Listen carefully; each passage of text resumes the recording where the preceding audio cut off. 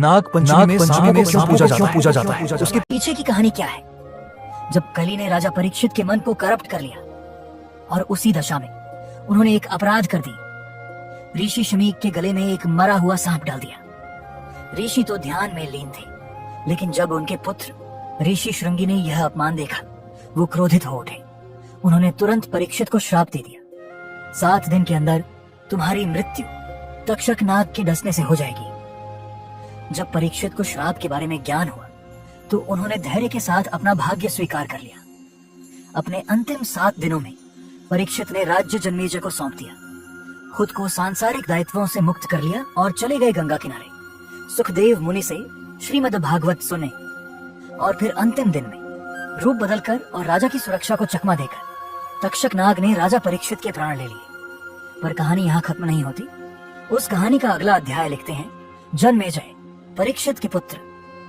उन्होंने पिता की मृत्यु का प्रतिशोध लेने की ठान ली। उन्होंने किया सर्पसत्र, एक महायज्ञ जिसमें मंत्रों के बल से पूरी सृष्टि के सांपों को इस यज्ञ की अग्नि में भस्म किया जाने लगा।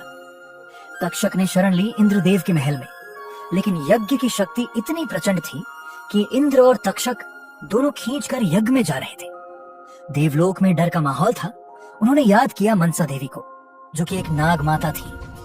उन्होंने अपने बेटे को भेजा जन्मेजय को समझाने के लिए। वो ऋषि अपने ज्ञान की गहराइयों से राजा को प्रभावित कर गए। तब महाराज जन्मेजय ने कहा, आप कोई भी वर मांग सकते हैं ऋषिवर।